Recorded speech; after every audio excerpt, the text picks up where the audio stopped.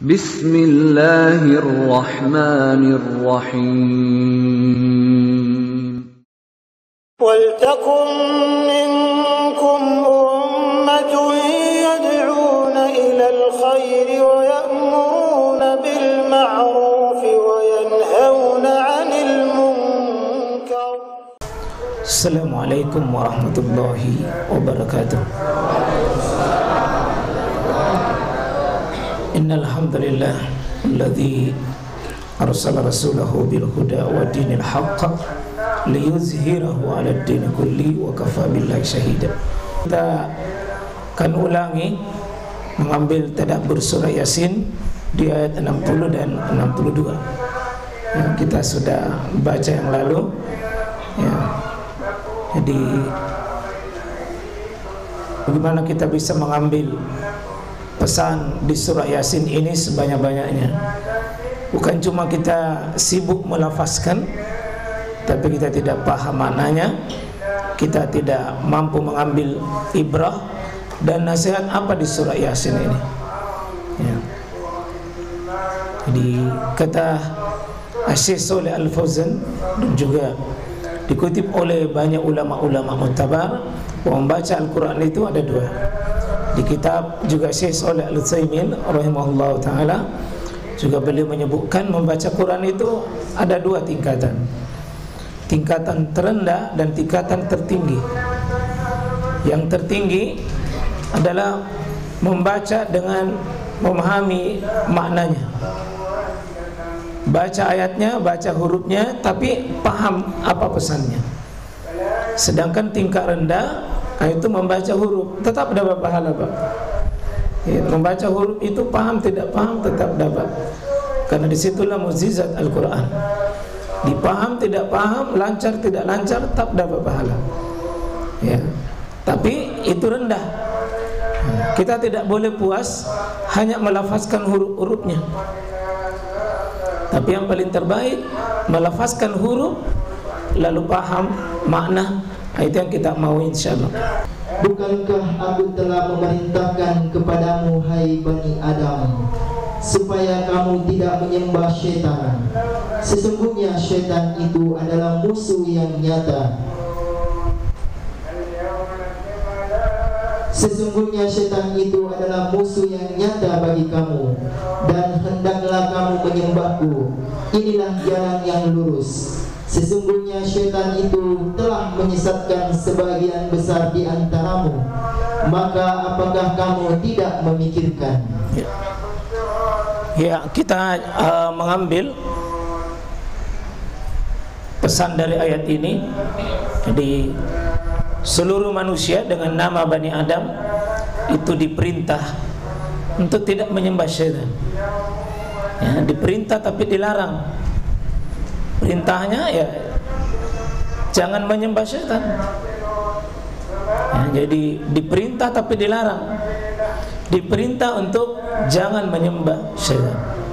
Nanti tentunya sekalian apa menyembah syaitan adalah mengikuti kemauannya syaitan, membenarkan maunya syaitan, mengikuti langkah-langkah syaitan, mengikuti rayuan dan bujukan syaitan.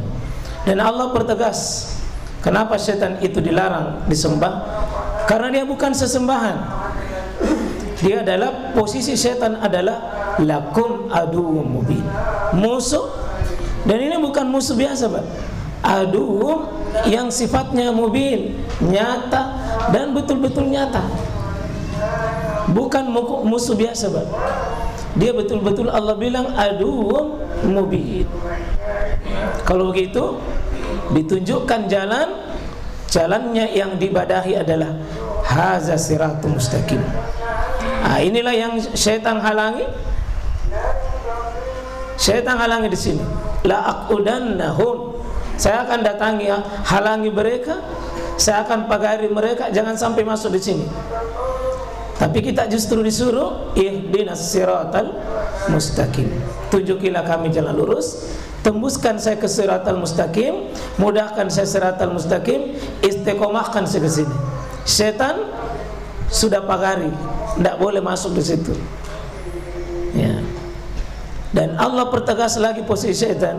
Sungguh syaitan itu ada Allah sudah sesatkan dengan diantara kalian, wahai Bani Adam, jibilan katsira, sebagian besar. Jadi bukan sebagian kecil Pak, sebagian besar. Afalam takunu ta'qilun? Apa kau tidak berpikir langkah dan strategi syaitan? Apa kau tidak mau tahu jurus-jurus syaitan? Apa kau tidak pelajari jurus-jurus itu? Apakah kau tidak siapkan kekuatan dahsyat untuk menghadapinya? Ini insyaallah kita ambil malam ini. Ya.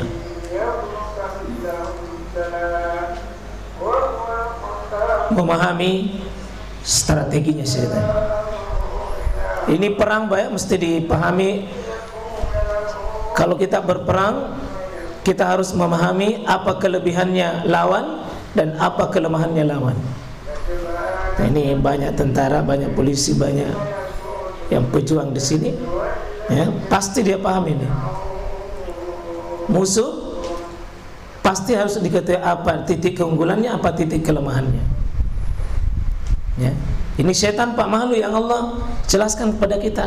Dia punya titik kelemahan dan dia punya titik keunggulan. Satu, ini orang berkelahi Pak, dia lihat kita tidak lihat dia. Ya. Dia lihat kita tidak lihat dia. Ya. Yang kita bilang enak kalah sama kita, enggak. Ya. Dikasih tahu nanti apa kelemahannya. Karena syaitan itu dhaif. Sungguh syaitan itu sangat lemah. Nah, kita berdoa sekali bagaimana mau munculkan kekuatan. Kita sudah baca ayat ini, syaitan sudah bersumpah sebagai tekad semangat membara dalam dirinya hanya untuk mencari mangsa supaya banyak temannya masuk neraka. Sudah jangan bahas lalu. Ya, la ya'tiyannahum min baini aydihim. Syaitan akan datang di depan kita. Maaf, apalagi yang di depan? Maaf, urusan dikasih loyo akhiratnya. Tidak ada memori mati, tidak ada memori alam barzah, tidak ada ingatan alam kubur, tidak ada ingatan alam mahsyar, alam hisab, alam mizan, alam kubur, alam akhirat, alam neraka, alam surga. Dikasih hilang itu. Lemah. Siapa yang dodong ini Pak akhiratnya? Dodong amalnya. Wa min khalfihim, datang juga dari arah belakang. Apa ini lagi arah belakang? Arah takut urusan dunianya. Ya, takut dengan urusan dunia, rakus. Dijadikan dunia itu tujuan, sibuk dengan dunia, tidak ada waktunya. Hanya dunia. Jadikan dunia sebagai target. Kita bukan berarti tidak boleh urusi dunia, tapi setan enggak. Dunia yang paling besar. Wa an aimanihim, dapat gari juga dari arah kanan. Mana kanan ini? Kanan simbol apa? Yang baik-baik. Agama kita, sunnah, Quran, hadis, tauhid, ibadah, akhlak ada di sebelah kanan. Artinya semua kebaikan syaitan pagari dan halangi. Ya, begitu kita mau bangun pas salat subuh, syaitan tunggu dulu, bentar, silam. Tunggu dulu, nanti kau masih bisa kau istirahat. Sakit-sakit kau itu, mari mau kau dulu. Itu syaitan itu luar biasa Pak. Ya.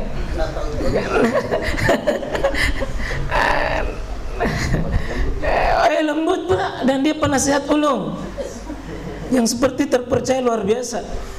Ya. Kita mau bersedekah, syaitan bilang jangan. Kau itu dari pagi berkeringat capek lelah, masa hasil keringat mau orang lain ngomong? Jangan mau kau bersedekah, banyak di caramu beribadah. Coba, mau ngajar itu syaitan.